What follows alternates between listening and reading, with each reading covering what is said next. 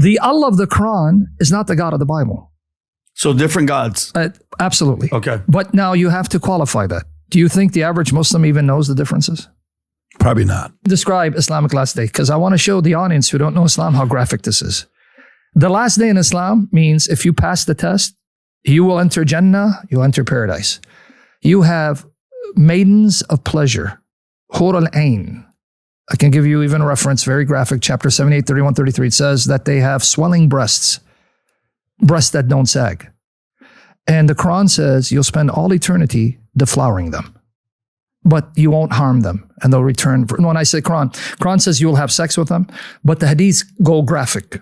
Okay, we have a special guest in the house. It's very rare you will get 3 Assyrians in the room doing a podcast, but we're pulling it off today. We have Vincent Oshana. Yeah. Obviously, we know Mr. Hanson, the Assyrian Al Pacino looking Vinny, and then we have the great Sam SHAMOUN in the house. Shalom aleichem.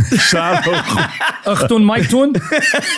By the way, just for the people to know, just like you have 12 tribes of Israel, we have many tribes of Assyria. And each tribe has a clan. So I'm from the Jilu tribe. If you do a little history about us, we're known as the warrior tribe. Even we speak like warriors. Agamini, Yatamarnanu, Shmalu. So the Jilus are now going to be rejoicing now that I spoke to them. They're happy. Yeah. And I ate it up. I was shocked to find Jesus in the Quran. And this is one thing that non-Muslims, when they encounter Islam, the shock effect. Because they think Muslims are the other side, they're all evil, they're terrorists. And then they find out that they have more in common with Christianity than even Judaism does. This is a fact. Islam is closer to Christianity than Judaism because Islam recognizes Jesus. It says he's the Messiah, born of the Virgin. In fact, the Quran says that the greatest woman Allah created is Mary. And she's the only woman mentioned by name in the entire Quran. Women aren't mentioned. So if we're looking at his mom, not even the Prophet's mom. No, yeah. Muhammad's parents, you don't even know whose parents are. You don't even know his historical context. If you just go with the Quran, it doesn't even situate the Quran for you. You don't know what century is this. All you know it's in Arabic. But when was it sent down? You need external sources. Even when Muhammad was born, you need external sources because Muhammad is mentioned by name 4 times. But even then you can make a case that it's not really the name of a prophet, but it's a descriptive noun, meaning the praised one. Mm-hmm. And some people actually postulate that what you have in the Quran is actually Christian hymns that were then bastardized into Arabic, originally in Syriac. A lot of theories. Some of the theories are strong. So again, as I read the Quran, I got baffled. But here's where training your children and the way to go pays dividends. Because of that young boy teaching me the Christian faith, planting seeds in my heart, my reaction was to go back to the New Testament. I go, wait, let me read the New Testament. And I remember reading it. Man, I fell in love with Jesus all over again. In fact, I missed him. I missed him. I'm not supposed to cry. I'm Jidu. You know that, right? The warrior showing you're not supposed to cry, but Jesus makes even the toughest of men cry like babies because he's infinitely beautiful and we are infinitely less and filthy. But as I read the New Testament, I fell in love with him all over again. There's no one like Jesus. Even those who do not believe in religion, when they read, for example, the Sermon on the Mount, they're in awe of his message. They even realize this is not human. This is heavenly. The way he teaches about to treat your enemies, and this is something out of this world, and it is. It's not from this world. It's from a higher realm, heaven. I fell in love with him, but then I had a problem. What do I do with Muhammad? Because I was convinced Muhammad was a true prophet because he was sincere. They gave me a biography because then I forgot to add the details. Then I discovered Malcolm X. I forgot to mention that because Malcolm X is a big figure in the Nation of Islam. Yes. Yep. He was the one who pretty much made the Nation of Islam, but then he realized that Elijah Muhammad, who was the man who claimed that Master Farad Muhammad sent him. So there was a man named Master Farad Muhammad, and he went to Elijah, whose name was Elijah Poole in Michigan. And he said, pretty much, I want to appoint you as a prophet to liberate my people. And this theology teaches that Allah is a black man. So it's not Islamic. You go to a predominant Muslim country that practices, you tell them Allah is a black man, your body's going to be over here, and your head will be over there on a trophy. So this is but I didn't know. So I started reading Malcolm X, and then Alex Haley, his autobiography by Alex Haley. I didn't understand a lot of the code terms because he kept saying them, T-H-E-M in the book. Then I realized it was an abbreviation for the Honorable Elijah Muhammad. But his story captivated me because supposedly on a trip to Mecca, he discovered true Islam. And I thought, man, if Islam could do for this guy, or if Islam could do for me what it did for this guy, maybe Islam is a solution. But that's when I went back to the New Testament. The Lord saved me. But I had read a sanitized biography on Muhammad that made him look very, very devout, sincere. And so I didn't know what to do with him, because if he's sincere and he's willing to suffer for his claims, then obviously he's not lying. But what he says about Jesus contradicts what the New Testament says. How do I reconcile that? It took me maybe 2 years to finally, and I know it's not a politically correct message, but it is what it is. That's why Islam is not Christianity. Christianity is not Islam. We're not the same. We have differences. So Islam thinks that Christianity has been perverted, corrupted. The New Testament has been changed. We believe that there are many antichrists who will come into the world. I know Muslims will get offended, but it is what it is. Jesus in John 14:6 explicitly says, I am the way and the truth and the life. No man comes to the Father except through me. He didn't say I'm one of many ways. I point you to the life, and I can bring you to the Father among many. He goes, no, I am the truth, the life. Now, even from an Islamic perspective, no prophet can say he's the truth, the life, because Islam recognizes those titles as belonging only to the God of Islam, which they believe is the God of Abraham. So for Jesus to say he's the truth, he just claimed to be more than a man from an Islamic perspective. To say you're the life, you just claim to be more than a man. And he says, you want to get to the Father, you want to be with me, you want to dwell with me, you better come to me and accept me as I am. But the Jesus of the New Testament, who's the Christ of history, is not a Muslim prophet. His name is not Isa ibn Maryam. He did not announce the coming of Ahmed, because the Quran says in chapter 61, verse 6, that the good news of Jesus is that he announced the coming of a messenger after him named Ahmed. That's in 61, verse 6 of the Quran. You guys can see it. So if you ask the Muslim, what is the gospel of Christ? Oh, he predicted the coming of Muhammad. That's 61, verse 6. If you want to see it. Rob, can you pull it up? 61, verse 6 in the Quran. Yeah.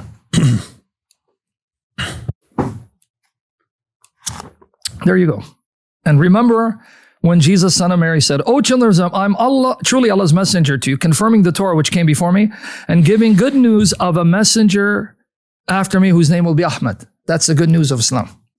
He prepared you for Muhammad, because Ahmed is another name for Muhammad, right? That's what they tell you. So that's their good news. That's not the Jesus of history. The Jesus of history claims to be the very God in such a way that even the Quran acknowledges no man can claim the titles he claimed. When I said that one of the names of Allah is the truth, al-haq, and he is the life, and he's also the first and the last. Well, if you go to chapter 22, verse 6 to 7, there you're going to see the names of Allah pretty much plagiarized from what Jesus said prior to the Quran. You'd think, if I didn't tell you this is Allah speaking, you think that you're reading the Gospel of John, because what is said about God here, the Allah of Islam, is exactly parroted from what Jesus says in the Gospel of John, which comes 600 years earlier. Here, you'll see it. So in chapter 22, verse 6 to 7 says, that is because Allah is the truth. Al-Haq, that's one of the names of Allah. And because he gives life to the dead, and because he is over all things competent. Now, here's an interesting part in verse 7. And that the hour is coming, no doubt about it, that Allah will resurrect those in the grave. See, only Allah gives life and resurrects the dead, and he's the truth. Well, if I go to the Gospel of John, chapter 5, Jesus said all those things, but he applied it to himself. If you open up John chapter 5, you're going to have to open up the entire chapter, because we're going to look at verse 21. So now watch here. Now watch Jesus say what the Quran says of Allah, but he says it 600 years before Muhammad showed up. So who's plagiarizing whom? It's not Jesus plagiarizing Allah. Now watch here. If he goes to John 5, I'll open it up. Verse 21. Yeah, we're going to open up the entire chapter if you can. If you go to BibleGateway.com, you're going to find Bibles galore. Sounds familiar. Oh, watch here. John 5:21. Watch here. Well, let's go here. 21. Now watch. Right in the middle. For just as the Father raises the dead and gives them life, even so the Son gives life to whom he is pleased to give it. So Father and Son both give life. But in 25, if you watch verse 25, verily, truly I tell you. Now, this translation, NIV, says a time.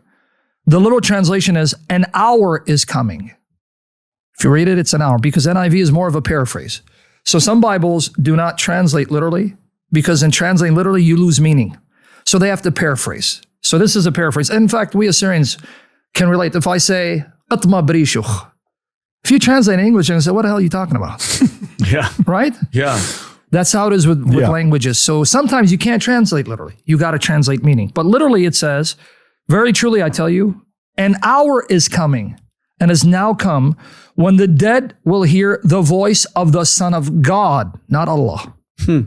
The Son of God, and those who hear will live. Now 28:29 says something amazing because the Quran says, the hour is coming, have no doubt about it. Well, Allah will raise them from their graves. But who does that according to our Bible? Do not be amazed at this, for a time is coming when all who are in their graves will hear his voice and come out. Whose voice? The Son of God. So if I were to compare what Jesus says of himself with what was said about Allah, clearly Jesus claimed to be God because the things Jesus says is ascribed to the Islamic deity, not to a prophet. So a prophet cannot speak this way if Islam is true. So what did they tell you? Your Bible's corrupt. Another passage, John, you brought it up, John 14:6, right? We read that. I'm sorry. Notice there he says, I am the way and the truth, one of the names of Allah, and the life. So clearly the Jesus of history is not Isa. He did not announce coming Muhammad. So from a Christian perspective, as offensive as it may be, facts are facts. If we all believe the same thing, we'd be the same religion. According to the New Testament, it's going to hurt people. Muhammad is an antichrist. That's the New Testament teaching. Because what is the criteria for an antichrist? 1 John chapter 2, 22 to 23 tells you. Who is the antichrist? He who denies the Father and the Son. Islam says Allah is not a father, and Jesus is definitely not his son. In fact, in chapter 9 of the Quran, verse 30, you know what it says? And the Jews say, Uzair is the son of Allah. To this day, scholars are baffled. Who is this Uzair? And what Jew said it? Now, some translations will tell you that Uzair is Ezra, the prophet, but the context is the call to jihad. A lot of people don't know that one of the last chapters before Muhammad died. Now, again, we're basing this on the Muslim sources. There are people who question the Muslim sources. They say, well, because Muslims. They're not in Muslim countries, they can't. But you'll have Muslim academics who will tell you, these are later traditions, they're embellished. And not all Muslims believe in what they call the hadith. Now, the largest group of Muslims identify as Sunni. In fact, you had two of them debating when they were here. They would be Sunni Muslims. One of them was a Salafi. So though they are Sunni... Daniel or... Jacob, what was his name? Daniel the other guy, Jake. Hariraju. Daniel Hakikachu and Jake Brankatala. Yeah. Jake, I don't know if it's short for Jacob. Now, he's a Salafi. There are differences among them. And though they belong, and again, I'm not saying these differences prove Islam is false because we got differences among Christians, right? I mean, look, fair is fair. Islam is not monolithic, neither is Christianity, right? There are flavors of Christianity. But point being, the largest group of Muslims would identify as Sunni, but in that Sunni branch, you have people called Salafis. They have a view of Allah that the other Sunnis do not share. We can get into that. But so, not all Muslims believe in the Hadith. Though it's the largest sect, they would follow what they call the Hadith or the Sunnah. You have Shia. They have their own traditions. They don't accept, in fact, if you come from Iran, it's a Shia majority, right? The Ayatollah, yeah. So they would not accept the traditions of Daniel Hakikachu. So when they quote Bukhari, they reject it. They go, we don't follow Bukhari. We have, Kafi, Quran. They have their own traditions. And then there are a group of Muslims who only follow the Quran. They're called Quran-only Muslims. So just like Christianity, you have a variety. So if I'm dealing with a Muslim, I first ask them, what are you? So I can know how to address them. I can't address them the same because, you debate Muslims, well, I don't accept the Hadith. I don't care what Bukhari says. I don't care what Muslim says. So I have to now stick with the Quran and show them why there are holes in the narrative. And the point I'm getting at is that in Islamic theology, specifically Sunni, there are certain attributes, names of Allah, that no creature can ascribe to themselves. Some of the names I just showed you, but Jesus ascribed to himself. So now we got a problem. In chapter 9 of the Quran, according to the Sunni tradition, this is one of the last chapters Muhammad gave before he died. These are his final marching orders. And in his final marching orders, if you want to look at it, chapter 9, it starts at 28 all the way to 33. This is, again, according to the Sunni narrative. Now, if you accept the Sunni narrative, then this is one of the last surahs. But if you are one of those Muslims who say, no, these are just later embellishments, well, then you have a hard time because you can't situate the Quran. How do you know when the Quran was written? It doesn't tell you. It doesn't even give you a chronology. For example, if you go to Sunni tradition, There are two periods in the compilation of the Quran. There's what's called the Meccan period and the Medinan period. Mecki, Madani. Again, based on the Islamic narrative, for the first 13 years, Muhammad preached in Mecca. The tone of those chapters that are attributed to that period, very different. To you be your religion, to me my religion. Because he's outnumbered. He doesn't have control. And if he does try to make an attack, they'll squash him. So when you read those chapters from that period, if we take the traditional Sunni narrative, very tolerant. I'm like, well, let's get along. Okay, hey, you don't believe my religion? That's fine. To you, your religion, to me, my religion. That's like chapter 109 of the Quran says it, to you, your religion, to me, my religion. That's what they'll often quote. But they quote in the context when they're outnumbered. Then you have what's called the Medinan period, the period where he now goes to Medina and he becomes head of state. The tone changes. It goes from, to you, your religion, to me, my religion. Then you enter Medina. Okay, now, since they oppressed you, you can fight back. Self-defense. Then the final stage is chapter 9. Now he's amassed a large number of soldiers, according to the narrative, right? One of the greatest scholars, in my opinion, questioning the narrative, you had him. He debated, Robert Spencer. If you want what I consider to be one of the most knowledgeable Christians on the historical Muhammad, as well as political Islam, you won't get any better than Robert Spencer. So if you ever want to talk, really? He's amazing, right? Interesting, because he gets a lot of hate and he's got a lot of controversy behind him. I mean, when I announced that I'm bringing him, they were furious about bringing Robert Spencer. Exactly. Yeah. He's my estimation.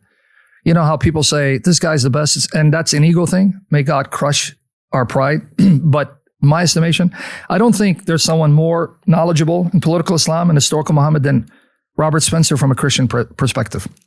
Interesting. He would be part of if you ever get an A team, he'd be part of it. Now, I mention him only because he would question these sources. But if you're a Sunni, because now my audience is now the Sunni Muslim, like whoever it is, if it's Daniel. According to the tradition, chapter 9, one of the final marching orders, he's amassed a large number of soldiers. Now he's telling them, go and expand Islam. It's no longer defend yourself. It's now go and expand Islam politically, economically, socially. That's the context of chapter 9, 28 to 33. But now notice, Muhammad has to give them a pretext to attack. Okay, why are we attacking these people? You're going to see it doesn't say because they threatened you. This is the Islamic narrative. It's because they believe differently from you. Right there, black and white. You're going to see it. So they don't think I'm lying. And if they want to get the commentators, Ibn Kathir, we're going to have a field day, brother. They can't tell me it doesn't mean this. Say, wait, what did Ibn Kathir or Qurtubi say? Right? But here, chapter 9, 28 to 33, we're going to read it. Oh, you have believed. Now, this translation says polytheist, but the term mushrikun, mushrikeen, it's much more broad than simply a polytheist. The term comes from shirk. What is shirk? According to the Quran, shirk is the one sin Allah will never forgive. But what is that? When you claim there are multiple divinities, or Allah shares his glory or attributes or sovereignty with a creature, or God has a son, you fall under that category. So according to Islam, all of you are shirkers. You're a mushrik, whether you like it or not. Why? Because if they ask you, do you believe Jesus is God's son? Mushrik. You believe Jesus is God's son? Mushrik. You believe he's Lord? Mushrik. Now the Quran says to fight you. And to the victor goes the spoils, or you pay what's called jizya. We're going to get there. So, oh, you believe, or have believed, indeed the polytheists are unclean, so let them not approach al-Masjid al-Haram. Now, without the traditions, you have no idea where this is.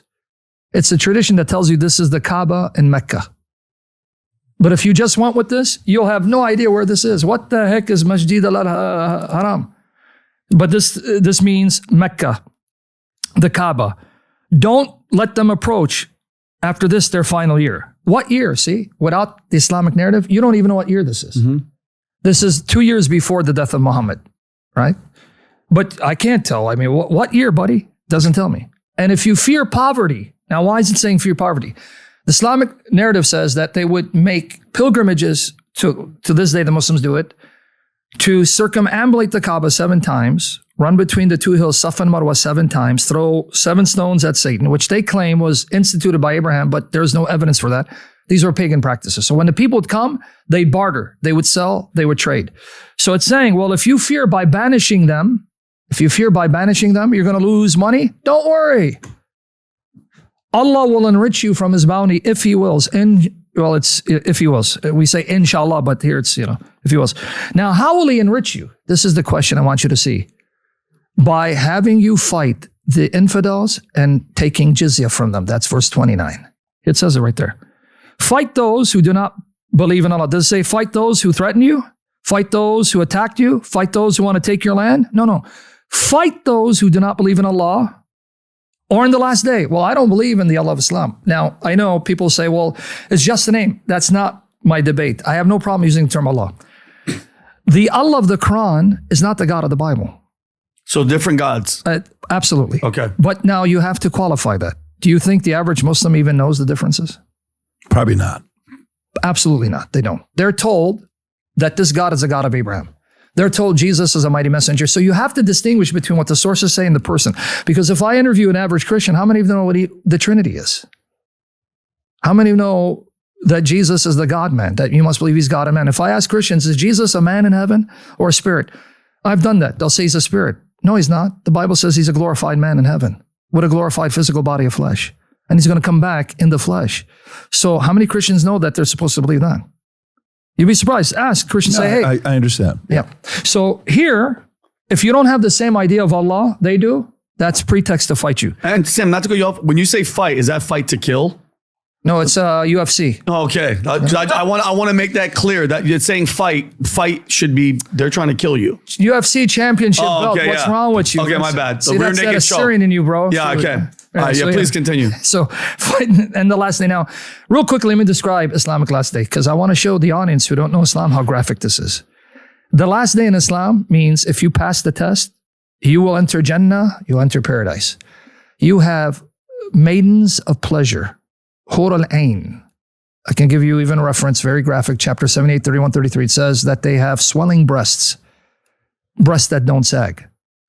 And the Quran says you'll spend all eternity deflowering them, but you won't harm them, and they'll return. When I say Quran says you will have sex with them, but the hadiths go graphic. You will be deflowering them, but you won't hurt them. They'll return virginal again. So this is the pleasures of paradise. And you're going to have wine, and you're going to have milk, and you're going to have, meat and young boys serving you. Youths of perpetual freshness. Now, why the hell do I need a young boy in paradise to serve me? Well, things to make you go, But that's the last day. Oh, you brought it up, huh? See, full-breasted. Companions of equal age. Yeah, so that means you don't need breast implants in paradise. You're good free to of charge, yeah. Perfect. It's impressive. You see why they love us, don't you? Yeah, man, it's impressive. When we come here, go back to 30, up to 30.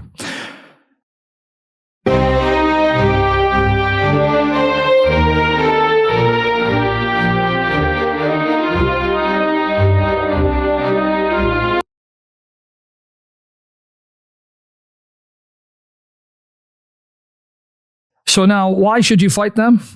I'm sorry, 29. Fight those who do not believe in Allah or in the last day, who do not consider unlawful what Allah and His Messenger have made unlawful. So if you don't accept Muhammad's restrictions, like don't eat pig meat, grounds to fight you. Am I making it up? It's right there. Why do you fight them? Who do not consider unlawful what Allah and His Messenger have made unlawful. So what you do not forbid and Muhammad has forbidden, you are now an enemy and need to be brought into submission, and who do not adopt the religion of truth. Now, guess what that religion is? Buddhism? It's Islam. So if you do not accept Islam, what must they do? Fight you? Even those who are given the scripture, meaning even if they're Jews and Christians. Many people may not know this, but those who are in the field will know. One of the titles given to Jews and Christians is Ahl al-Kitab, the people of the book. Why? Because the Quran assumes the same God that gave the Quran gave the scriptures to the Jews and Christians. Because it says He's a God of Abraham, right? And it says this is a religion of Abraham. So even if you're a Jew or Christian, but you deny Muhammad, or Allah said to the Muslims, fight them until they pay jizya. Why? Willingly, while they are humbled, as a sign of your humiliation. That's how Allah will enrich you. Thank the Lord, there's really no Islamic state that enforces this. Praise the Lord Jesus Christ, right? I mean, if you ask me, is there an Islamic state? No, there isn't. Are some countries more Islamic than others? Yes, but there is no truly Islamic state. right? That implements what the Quran and the Sharia puts. But you understand, this is how Islam expanded. Go find people where they're at, invite them to Islam, and if they accept, they're safe. If not, take the jizya from them, and if not, kill them until the victor goes the spoils. Another thing, this is related to Christ. Why then should you fight Jews and Christians? Verse 30. The Jews say Ezra is the son of Allah, but it's not Ezra, it's Uzair. They tell you it's Ezra. But with that said, there's not any shred of historical evidence that the Jews ever worshipped Ezra as a unique son of God. Doesn't exist. So where does this come from? Well, the Muslims say, well, there was a particular group at a particular time, but those are the Muslim sources. If you ask them, can you give me any pre-Islamic or sources besides Islam that there were Jews who worshipped Ezra or whoever? No, they can't find it. But now watch, the Jews say Ezra is the son of Allah, and the Christians say the Messiah is the son of Allah. Now, there they got us. If I ask you guys, do you believe Messiah is the son of Allah? Do you believe Jesus is the son of God? Yes. It says, for that reason, they must fight you. It's right there. The son of Mary. And they were not I'm sorry, you skipped to 31. That is what they say with their mouths. See, that's something you just say from you made it up. Imitating the sayings of those who disbelieved before. May Allah destroy them. How do you think Allah's going to destroy you? He's going to come down on a horse? Who do you think he's going to use to destroy you? The jihadis. Am I making it up? It's right there. Nope. This is the context of jihad. This is what Islam, this is Muhammad's final marching orders. Whether you like it or not, if they become predominant majority, and if they're zealous, now thank God most Muslims are not, they have to do this. One thing I always start with before I debate a Muslim, what did Muhammad say about the Bible? It's called the Islamic dilemma. Islamic dilemma, we put a Muslim in a dilemma. What's the dilemma? Well, just like my New Testament confirms the Old Testament. So as Christians, we can't attack the Old Testament. We're stuck with it. So when they tell me, what about these wars in the Old Testament? I can say, Jesus told me the Old Testament's God's word. So I got to join with the Jews in defending the Old Testament, right? Sometimes it's hard.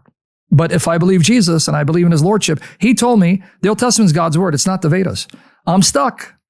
You know, we love you, Lord, and you didn't make it too easy, right? And we have to deal with all these, wipe everything that breathes.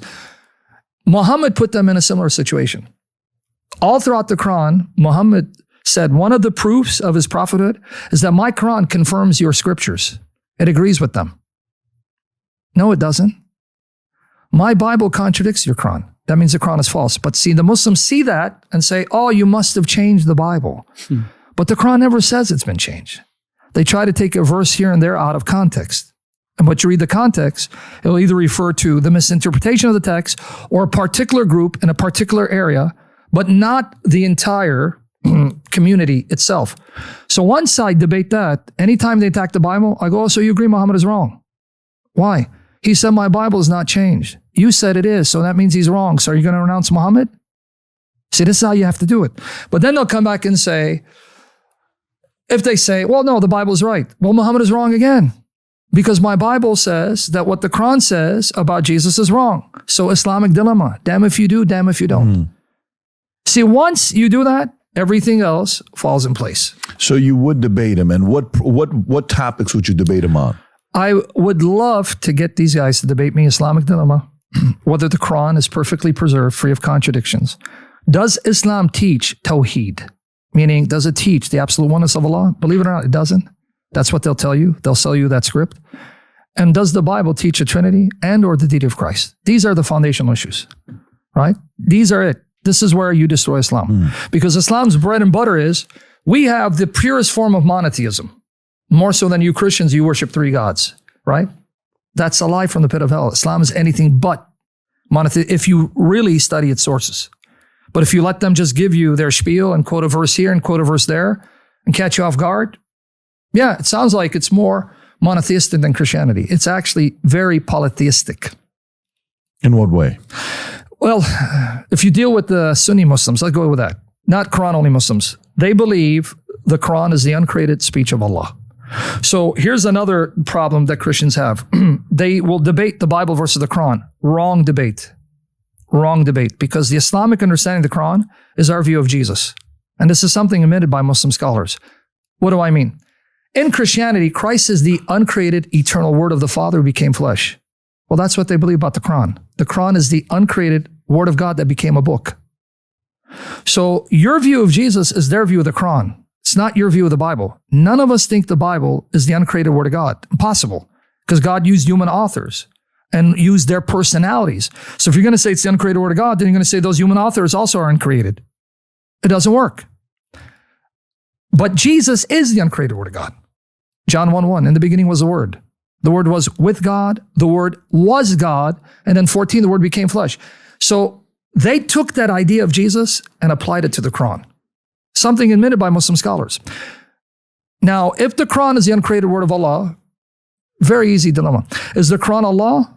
Is it the same as Allah? Now, in Islamic theology, they'll say, it is not Allah and it's not other than Allah. And they'll say, Billah Kaif. It's not Allah, it's not other than Allah. What does that mean? Meaning, no, it's not identical to Allah, but it's not separable from Allah. So it's not identical to Him. Because Allah is not the Quran. Allah has a set of attributes. But here's the problem. So if you say the Quran is not Allah and it's uncreated, how many uncreated entities do you have? 2. But I thought there's only one uncreated entity. Now they have to sound like Christians saying, though they're distinct, they're inseparable, so they're one. Oh, welcome to the wonderful world of the Trinity.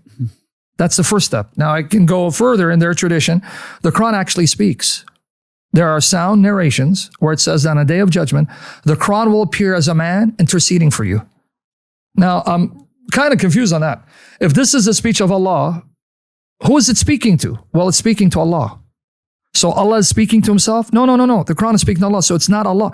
Oh, so the Quran has its own consciousness. It can interact with Allah, so they're not the same person. They're different conscious entities, but they're inseparable. Wow, you're sounding more like a Trinitarian the more we speak. Now, if you multiply with the chapters, even the chapters speak and they appear. It says, chapter 2 and 3 of the Quran will appear as birds, and they will cover you with the wings, and they'll go before you, arguing with Allah to defend you. Does that sound like Islam teaches absolute unity of Allah? Now, I don't know when the last statistic came out, but I remember years ago, one statistic showed that about over 90% of converts leave Islam in 5 years because they're giving a sanitized version of Islam that when they study, they realize it doesn't correspond to what they were taught. So over 90% of converts leave within 5 years. That was a statistic that was mentioned years ago, but find out maybe, but they don't last. The majority of them don't. But those who end up, let's say, remaining, it's not much on conversion, but believe it or not, it has to do with procreation. You would, if you look at it, unless they're completely westernized, right? If they're bought into the Western dream and having more kids means greater financial responsibility, so have less kids. If they're not westernized, typically they have larger families. And because of that, if you have a Muslim who has a wife who has 4 kids, but then multiply that with 2 other wives on the side, we got problems. They're going to outnumber you. But the thing is also, even with that said, we have to be careful. Islam is not monolithic. Just because you have majority Muslims, they don't all believe the same. And many Muslims are secular. They're not even devout Muslims. They're Muslims by name. And secondly, Muslims turn on each other. So even when we say they're growing, it's not one branch of Islam that's growing. It is simply these populations who were then governed by Islam, many of whom don't know their tradition or they don't have the same tradition, and they're growing because of procreation more so than conversion. And then at times, they become their worst enemies. In fact, if I'm correct, I'm not into the political thing, but what about the fights between Shia and Sunnis, even in recent times? In fact, I've seen videos where you'll find Sunni, the terrorists in Iraq, killing more Shia than non-Muslims. Why is that? Because they think Shia is even worse because of their views of Aisha. Not all Shia are extreme. So they turn on each other. They're not all in agreement. They're not monolithic. So even when you say, oh, they're going to be over 2 billion, but 2 billion Muslims of different mindsets, of different sects that don't all agree. And at times they turn against each other and anathematize one another. Same thing with Christianity. So I'm not trying to say Christianity doesn't have that problem, right? We Christians, okay, when you say there are 2 billion Christians, well, among those, you're counting Jehovah's Witnesses, and you're counting Mormons, and you're counting all these cult groups that identifies Christianity. You're not just counting historic Christian churches. You're not just counting the Catholic Church, or you're counting all who sign off as a Christian. And some of them are Christian by name, but live like the devil. So are they really Christian? When you have a Muslim saying he's a Muslim, but he drinks and eats pork, and you know they do that. Of course. We've met them, especially in Chicago. My teenage years, I had a couple of good Muslim buddies. They were anything but Muslim, right? So it's to say you're Muslim is one thing, but to say practicing Muslims, how many? Well, let me ask this, because you'll talk to some people who are Jewish. They'll say, "I'm Jewish," right? You know, Adam will say, "I'm Jewish." You know, I'm not really Jewish. I'm more Jewish. Yeah, see. But you have that, the watered down, Christians, Jews, and Muslims. Exactly. Okay. However, which one has more radical, true believers of their faith? Okay. So forget about the 2 billion. Forget about the 2.1 billion Christians. Forget about the 15 million Jews. Forget about, all those that we can go through. Which one has a bigger percentage of true believers that they have fully bought into their vision long term, and they're imposing, they're driving? Yeah. That's the number you got to look at, right? Yeah, but that's the thing. I haven't done any intensive study on Christians who are devout Christians, but you have a revival happening right now. You're having a revival where the youth are not just nominal Christians. They are being sparked up to be on fire for Christ. So this is why I say I can't really give you a number if there are more zealous Muslims than Christians, but to say that in recent times, because of recent events, the Spirit is moving in such a way that I'm also astonished, seeing the hunger among youth to want to now come back to their Christian roots, or even, by the way, you're having an explosion of converts of Islam in Muslim lands. They even say that the church is exploding in Africa and in Iran. They go, there are a lot of Iranians who become Christian, they're underground. But even with that said, when I say Christian, see, this is, again, we have to be fair. They're converting to a variety of forms of Christianity. Some are becoming Mormons. Well, do we consider them Christian? Right? Jehovah's Witnesses or oneness. So to say how many are zealous, I'd have to look at the statistics, but from my own experience seeing online, I'm seeing the youth come in droves on fire to reclaim their Christian faith and on fire for Jesus. I'm seeing it. When I was doing it in the late 90s, early 2000s, it wasn't the way it is now. So the YouTube is having not just YouTube, but you get what I'm saying, having a huge impact. It is causing people to look into Christianity, and I am seeing a lot of Muslims leave Islam for Christianity, but I am seeing people who convert to Islam, but those are the Christians, and I have to say, very poorly catechized and being given a sanitized version of Islam. Because I've interviewed people who said, I became a Muslim 5 years ago, but then I found such and such or such and such, and I saw, and I was shocked that this is what Islam teaches. I can't be a Muslim anymore. Because they give you a sanitized version of Islam. See, the difference with Jesus Christ, here's the difference. The more you get to know Muhammad's teaching, the more repulsive it turns out to be. The more you get to know Jesus, the more irresistible he is. The more you fall in love with him. He is beauty in the flesh. If you want to show a person why not to become Muslim, just compare Muhammad to Jesus. Because Jesus makes everything else look ugly. Because he's just beautiful. What can you say bad about Jesus? I mean, even from the Islamic perspective, one of the ways I even argue my case that Jesus is superior to Muhammad, I use the Islamic Jesus. Because I don't believe the Islamic Jesus is the real Jesus, right? Because Paul told us, if you go to 2 Corinthians chapter 11, he warned. He's warning the church. 2 Corinthians chapter 11, verse 1 to 4, he's warning the church. He goes, look, I converted you basically, so you are my spiritual daughter. Because he's their spiritual father. He goes, I have betrothed you as a chaste virgin to one husband. Because the church is the bride of Christ. So this is spiritual. It's nothing carnal, nothing physiological, because we have to emphasize that because we have people, sick minds, who think that Christ is going to come and have a physical wife. No, it's the church, the spiritual bride of Christ. But there is something called spiritual virginity. Paul uses it. I want to present you as a chaste virgin to one husband, but I am afraid that as the serpent deceived Eve by his cunning, you too will be deceived from your simple devotion to Christ. Now, how does Satan, the serpent, rob us of our spiritual virginity? He says it. In verse 4, he says, because if someone comes and preaches another Jesus than we preached, or a different spirit from the one you received, or a different gospel, you put up with it easily. So he's saying the way Satan makes Christians lose their integrity, virginity, is by presenting another Jesus and you tolerate it. Well, he's talking about the Islamic Jesus. And I'm not saying he knew about it, but the other Jesus is the Jesus of Islam or Mormonism or Jehovah's Witnesses. It's not the same Jesus. There's only one Jesus, and you got to get him right. So the Jesus that Paul preached was God in the flesh, one with the Father and the Spirit. Any other Jesus is Satan's way of deceiving you. So when we say to Muslims, yeah, we all honor Jesus. No, we don't. I don't honor your Jesus. Your Jesus is not my Jesus.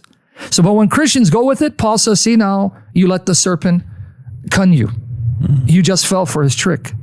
That's his trick. Yeah, you believe in Jesus, I believe in Jesus. Yeah, no, your Jesus is Isa, who announced the coming Muhammad. My Jesus is the God of Muhammad, before whose feet Muhammad will bow and confess he's Lord. Is that your Jesus? They'll say no. Then your Jesus is not my Jesus. So this is the mindset you have to have. Go ahead, you want to say something? For women, the part that I watched this young lady, and I want to ask this because to me, I think about it on what benefit it has, right? This young lady is asking, you know who she's asking, yeah, obviously. Zechariah, Knight, that's right. That's the one who defeated William Campbell. That's right. So she's asking him, hey, if men go to heaven, they get 72 virgins, what do women get? Good and question. This is his answer. A very good question. Yeah. Go ahead, Rob. Mother said that Muslims go to heaven, and then they get 72 women, the men. What will the women get? And yes. So as far as the first question, your second question, I'll answer first and then come back to your first question. As far as the question is concerned, that if the men go to heaven, they'll get 72 that beautiful woman. What will the woman get? The same question was asked to Hazrat Aisha, may Allah be pleased with her, who's the wife of the Prophet. So the wife of the Prophet replied that the woman will get that which your heart hasn't desired, what your eyes hasn't seen, what your ear hasn't heard about. That means, inshallah, you will get something equal. What your heart hasn't desired, what your eyes hasn't seen, what your ear hasn't heard. So, inshallah, if you go to heaven, you will get something good, which, inshallah, you'll be satisfied. But the question is, first you have to enter heaven. If you don't enter heaven, you won't get that something which is good. What does that mean? Did you see he didn't answer the question? He didn't answer it at all. No. Pay attention to his trick.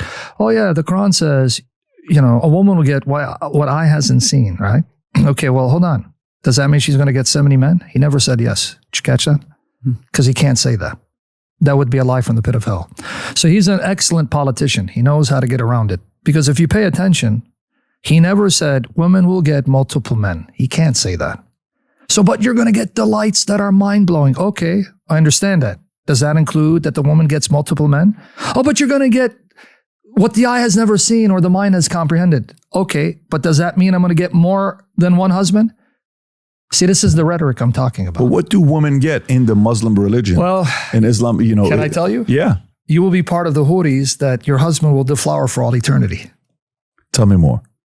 Okay, now let's say you're a good Muslim woman. Yeah. You married a Muslim man. Yeah. Now it's difficult to ascertain if you've been married multiple times, which Muslim man. But if you pass the test and you had a good Muslim husband, Allah will then make you part of those Houris for your husband to deflower. You'll be one among many. No, it's a crappy deal for the girl. Why do you think she asked? And notice he never said, oh, you're going to get 70 men. He can't say that. He knows he'd be lying. So that means a Muslim woman, she'll have huge breasts, firm breasts, 7833. She'll be part of the Hur al-Ain. If I tell you where that word comes from, our English word whore comes from that word, by the way. I was just going to say, it sounds really familiar to whore. Just throwing that out there. Really, it's not, When he said, you're going to be a whore, I was like, okay, that didn't sound. I was always going to break out with an impression. The brother said, but we're not doing comedy, Vincent. Vincent, we ain't doing comedy. Look at his birthday, by the way. What is it? October 18th. He's born on the same day. We have the same birthday, 13 years apart. But thank God. Yeah, you're a muscular, handsome Assyrian beast. Very different, buddy. Surrounded by muscular beasts too, but anyway. My man. So the contradictions of what a man gets versus what a woman gets. Yeah. If I'm a logical guy and I'm truly looking for a religion and I'm open-minded. Yes. And I'm looking to the Christian church. I'm going, studying Judaism. Maybe I can go that direction. I'm studying Scientology, LDS. Oh, and I'm also becoming a Muslim, right? 72 virgins. How can I buy into that if I got anything but a B or higher in math in high school? Do you understand what I'm saying? I don't know if you get what I'm saying. So how does the math add up? Yeah, what do you mean with Islam? How many billions of Muslim men have died? Yeah. That means there is 72, like the math. Yeah, I'm running that. yeah. So It's a help lot me. of From, see- this is a math question I'm Brother, asking. you underestimate the greatness of Allah. Yeah. That's probably what it is. That's The problem is Allah can meet the demand by just giving you, just creating as many Huralain as you need. See, this is why you're a kafir, brother. You don't have faith. Allah can do what gotta no work on eye, that. didn't you remember what no eye has seen, brother? No heart has come. By the way, that's a plagiarism of Paul. He was quoting Paul because Muhammad took Paul's words. That statement comes from 1 Corinthians 2, verse 9. But Muhammad heard it and misapplied it, misappropriated it. So if you go to 1 Corinthians 2, you're going to see that the context is about what God has in store for believers who love him. It's 1 Corinthians 2:9. But Muhammad took it, adapted it, reinterpreted it. So ironically, Muhammad is quoting Paul, not Jesus here. Because if you go to 1 Corinthians 2, you read 9 all the way to 12, you'll see what the context is. It's in verse 9. What no eye has seen. Wow, sound familiar, brother? Yeah. What no ear has heard. What no human mind has conceived. The things that God has prepared for those who love him. Wow, I Can you heard play that again, Rob? Sounds familiar. Can you play that again? Go ahead. But mother, brother said, okay, brother, you be careful now. Then they get 72 women, the men.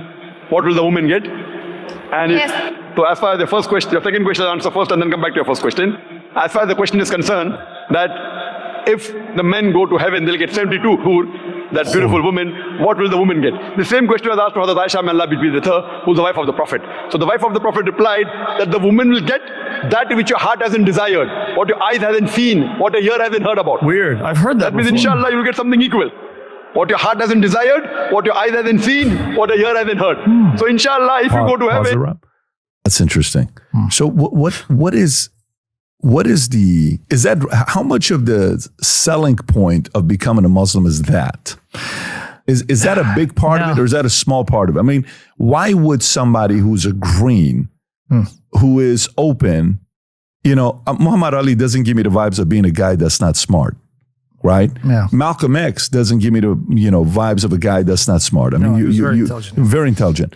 Even Farrakhan, you see, what gets them to say, I'm converting, I'm going. A lot of people I know who, have gone that direction. These are smart guys that I've had dinner with, I've had lunch with, I sit down with them, intelligent, good citizens, good families, good upbringing, good, even some of these guys are very good, net positive to society. What is the selling point? You can be smart in one way and completely oblivious in another way, right? So when you say smart, in what sense? Business smart? Okay, but it does not equate to being theologically smart. That's true. So Muhammad Ali, if you really know why he converted, it was more because of the emphasis on black supremacy. He became a member of the Nation of Islam. Nation of Islam is just black supremacist mindset. So when you're oppressed and you have someone saying, hey, you are the original man and Allah's a black man and the white man's a devil. If you feel oppressed and inferior, that kind of gives you the false pretext that, no, you're special. And that's why you're being oppressed. So his conversion wasn't because he knew Islam. He knew black supremacy, black-centric Islam, which is contrary to the teaching of historic Islam. So when you say, why did he? Yeah, they're smart, but are they smart in religion? Have they studied their sources? Do they understand? Because you have brilliant Christians who are millionaires, but don't know a lick of the Bible. So I don't deny they're intelligent in one way, but it doesn't mean they understand their sources. Now, when you say, is this a selling point? This is one of the things they don't mention. This is why I was saying that within 5 years, when people study Islam and see the horrific, horrendous aspects of Islam, they're shocked. That's why they accuse us of lying immediately. When I say the Quran says it, you're lying. Doesn't say, because they're shocked. So I don't want to give the impression that the Muslims are the villains. They're not. And I'm not saying to be politically correct. Most Muslims have no idea what Islam teaches. They're just cultural Muslims. They'll go pray 5 times a day and they just want to get along. It's those fanatical Muslims that are dangerous, and they're about 10%. They say statistically about 10% that are fanatic, but 10% of 2 billion, that's still a large number, right?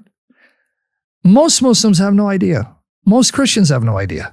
Christianity, if I ask a Christian about the Old Testament wars, they're shocked to hear that too. In fact, if I recall, In the debate, didn't they bring up some of the Old Testament wars to try to scandalize the Christian debaters? Because even Christians don't know about, hey, kill everything that breathes. There's a context to that. I mean, Jesus forces us to try and understand the logic. I mean, even when I came to the faith, it was difficult. But then as I understood and I studied, I understand now. Right? But we can get into that. Point being, just like a Christian will be shocked to hear what's in his Bible if he's not properly trained, most Muslims are shocked to hear when I say, Hazrat Aisha? He said, Hazrat Aisha. Did you know she was 9 when Muhammad deflowered her? You're a liar. You're lying. Right? But wait, you're sorry. Then they say, well, it was acceptable at that time. Or, no, these are lies. These are later traditions. So not every Muslim is on board because not every Muslim knows. But if you're convinced, now here's the problem. If you're convinced it's the truth, you're stuck with it. Okay, what option do I have? You see? In one of the conversations with a woman, she's talking to you about being a Muslim, and then you tell the story about how he did something to his wife because she got fat and unattractive and left her. Sauda bin Zama. Yeah. Boy, you've really been watching me. You still like me, invite me? Oh, yeah. I've been watching the last 2 days. I don't know how many hours of content of yours I've watched. Yeah, according to, again, you have to go with the Islamic narrative, right? Some people say, well, that's just later tradition. Surah An-Nisa, chapter 4, 128. If you want to open up, I'll give you the context. 4, 128. You're going to see the context here, yeah. Surah An-Nisa, chapter 4, 128. Yeah, if he opens it up. Yeah, I don't know. I would recommend a browser, but I don't know which one. The one I have for the website. This is in the Quran? Yep. Watch here, 120. Chapter 4, 128, not 1 to 28, sorry. 128. This is the context of the passage. I'm going to explain it here. Now, if you're not a Sunni, you can reject this. If you're a Quran-only Muslim, you can reject this because this is based on the hadith. Because if you want to know, okay, what was the context of these verses? They have what's called Asbab al-Nuzul, the occasional reason of revelation. So you got to go into the commentaries, you got to go into books, and it's, this verse was revealed because of this. But that's not in the Quran. So if someone wants to reject it, they'll say, well, it doesn't say so. He'd be right. But then I'd turn back and say, well, what's the context and how do you know? When was this composed? If he tells me, 6th century, I go, well, the Quran doesn't tell you 6th century. How did you get that? From the same sources I just quoted that you rejected. Interesting. So you'll go to them when need be, but when it disproves your point, no, it's now suspect. But these are the same sources that told you that this is revealed in Medina and at this year, because the Quran doesn't tell you. But nonetheless, if we read it, here's the thing. And if a woman fears from her husband contempt or desertion, there is no sin upon them if they make terms of settlement between them, and settlement is best. Now, what is that about? Well, if I go to the tradition, Muhammad had at one time 11 wives, even more than his God allowed for others. If you go to chapter 4, verse 3 of the Quran, you don't need to turn there. But 4, verse 3, it says, you can have 2 or 3 or 4 wives, if you can be fair. If not, have one. But then it says, and as many as your right hands possess. See, that part is not emphasized. So the Quran allows unlimited concubinage. That's why you'll hear stories when you have people who go to Saudi Arabia to be maids. They don't know they're signing up for sex. Jeez. That's part of the deal. Because in Islam, if you are a maid or a servant, the man has conjugal rights to sleep with you. You're signing up for that. That's in chapter 4, verse 3 of the Quran. It's there. I didn't write it. Don't get angry at me and put a hit on me or my friends. I didn't write it. Quran 4:3? Chapter 4, verse 3. If you want to show it to him, then we can come back here. You'll see. A maid? Yeah, well, it's called your right hand possesses, meaning that which is under your control, whether a servant or a maid or anything here. And if you fear that you will not deal justly with the orphans, then marry those that please you of other women, 2 or 3 or 4. But if you fear that you'll not be just, then marry one or those your right hands possess. Right hand possession means your concubines, you're free to have as many as you want. But if you want to marry, you can only have up to 4. But it doesn't tell you, okay, the 4 plus the slave girls or the maids. That's authentic Islam, Sunni and Shia tradition. There's no, because it's in the Quran, right? So that part seems to have, been glossed over. I guess many people didn't get the memo. So when you go ahead, brother. I'm just curious how so many. I know you're not political, but how so many of these Ilhan Omar and all these women of Muslim faith, like they're my body, my choice, and everything. But then every single thing in the Quran is anti them. 72, like those 72 virgins, Sam. For every guy that goes and has all these virgins, like what type of life is it as a Muslim woman that you die and your eternity is up there having sex with all these guys? Like, it doesn't make any sense to me. Well, it does one of two things. It makes them leave Islam, or remember, if you've been convinced that Allah is God and this is the only religion, well, hey, what choice do I have? You see, understand? Yeah. Okay, if I have been duped and beyond any reasonable doubt convinced this is true, I'm stuck. What do you want me to do, Vinny? Yeah. This is how Allah does what he wants. I'm just glad I'll be there. I won't be burning in the fire. See, this is why do I say you have to be careful demonizing all Muslims? Because many of them are victims of the system, right? And I don't know, I was going to say something, but anyway, they're victims of the system. But coming to the explanation, I'm going to explain 4:128. Now remember, how many wives can the Muslim have? Up to 2, 4. 3, or 4. Yeah, so you can have 2, 3, 4. Okay. If you could handle it and be. Yeah. Muhammad had 11. 11. When he died, he widowed 9. Now, what makes it more tragic and disgusting, this is why I cannot believe, if someone knows Jesus, he'd leave Jesus for Muhammad. That's why I say, if you want to really get people to never consider Muhammad, say, look what Muhammad did compared to Jesus. Jesus' beauty will show you how disgusting these teachings are, right? Focusing on, look at Christ, look at Muhammad. In fact, comparing Muhammad to Paul, the apostle, a glorious, holy servant of Christ. And all he was a servant. If you see his lifestyle and his purity, he makes Muhammad look filthy by comparison. Just Paul, who's not our God in the flesh, but nonetheless, not only in 4:128, if you go back, did Muhammad treat one of his wives unjustly. Every single wife of Muhammad, after he died, could never remarry again. That's in the Quran. You cannot have his wives after him. So he left some of them widows. Aisha was 18, they say, and others in their 20s widows. And some of them lived to their 50s without ever being able to marry, have children. This is what he did to them. And you're telling me he's a mercy unto mankind? Seriously? And what does it tell you about a man who had 9 wives and couldn't get any of them pregnant? Right? They say that his first wife, Khadija bin Khuwaylid, that was his first wife. She was 15 years his senior. She was actually his boss. He used to work for her. If we go with again, remember, we're going by the Islamic narrative. He used to work for her, and she was so impressed by his conduct, she proposed marriage, and he married her. According to Islamic tradition, she was a wealthy merchant woman because she had married 2 wealthy men, and they died, she left their fortune, and he used to be a caravan trader for her. So she was his boss. According to the Sunni tradition, he married her when he was 25, she was 40, and so she supposedly mothered all his children, but every son he had died as a toddler. None of his sons lived even to adulthood. Now, he only stayed with her until she died. Now, I'm going to explain to you why this is significant. After that, he went crazy. He started just collecting wives. All his children, not only the sons died as toddlers, but even his daughters, who got married later, died. The only child that outlived him was his daughter, Fatima, who then died 6 months later. And she was married to Ali ibn Abu Talib, who's his first cousin. And hence you get the Shia and Sunni divide. Because Muhammad's lineage is traced to his daughter Fatima, because she gave him 2 grandsons, Hassan and Hussein. This is where the Shia trace Ahlul Bayt. So this has significance with the Shia and the Sunni. They don't get along. Fatima, right? Ali, who's supposedly the rightful successor of Muhammad, he was robbed. She gave him his 2 grandsons because he had no boys. He had no successors. Hassan Hussein. Ahlul Bayt, the family line of Muhammad, supposedly comes from that line. But with that said,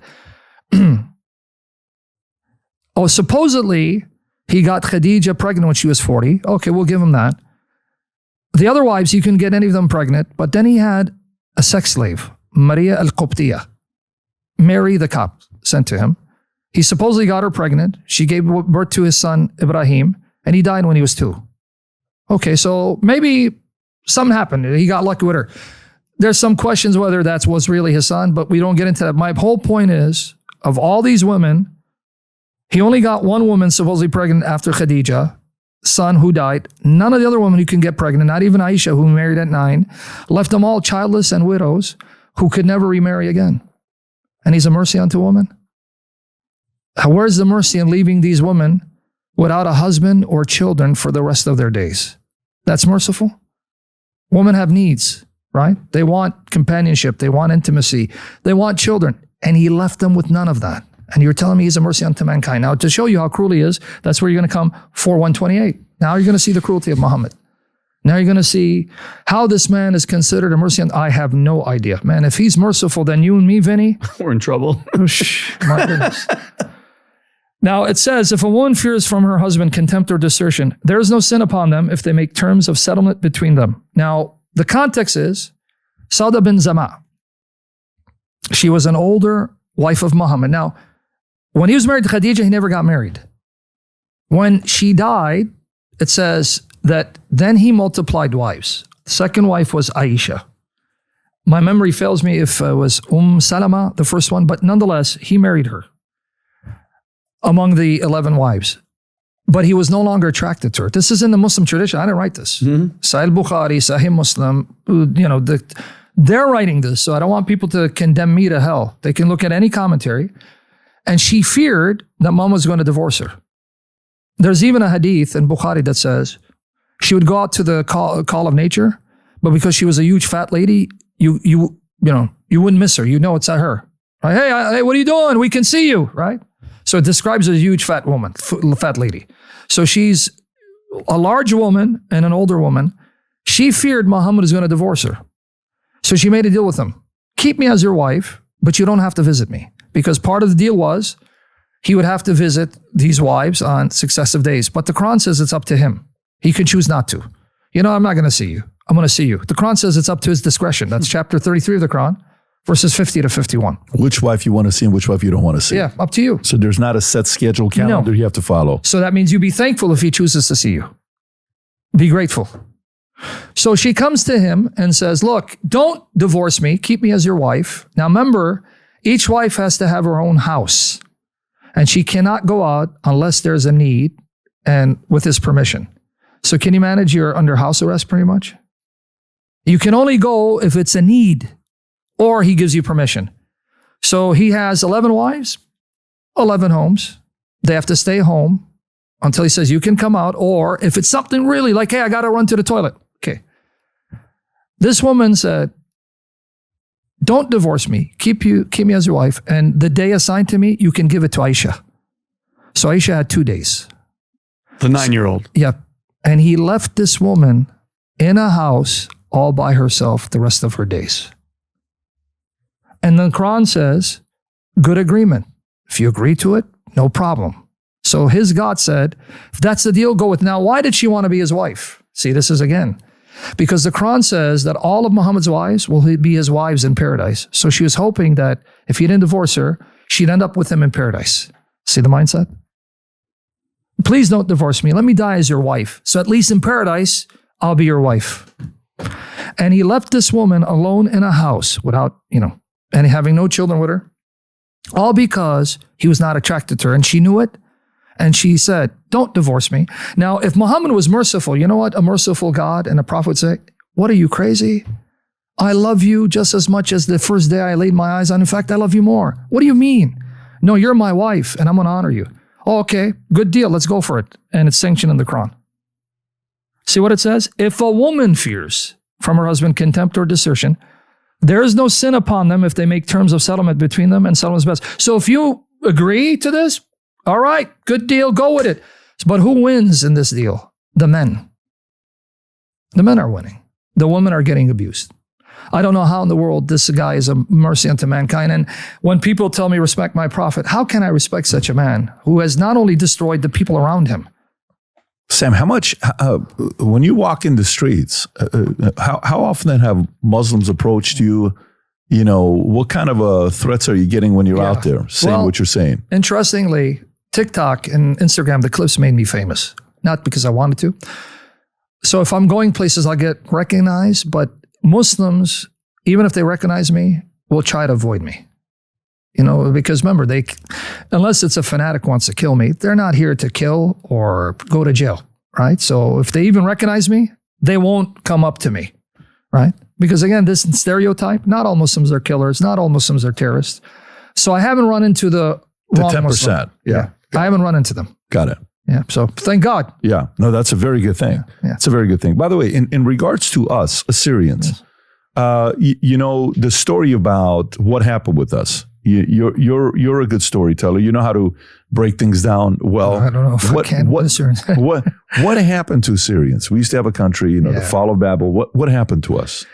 If you're asking me from a theological perspective, because Old Testament history, because it's not just prophecy, it's history. Well, we're told in the book of Nahum, if you're asking me now, just as a Christian, see the political landscape from the revelation God has given, because that's the only source I have, right? I mean, if we can conjecture all we want, your opinion is just as good as mine. But if I believe the Bible is God's word, and this is God's perspective, he's reality. The Lord will often destroy nations who've reached a limit of sin of how much he tolerates. The Bible says there's like a debt ceiling. There's so much sin he tolerates, and then that's over for you. So we're told in the book of Nahum, this is the judgment of Nineveh. He says, because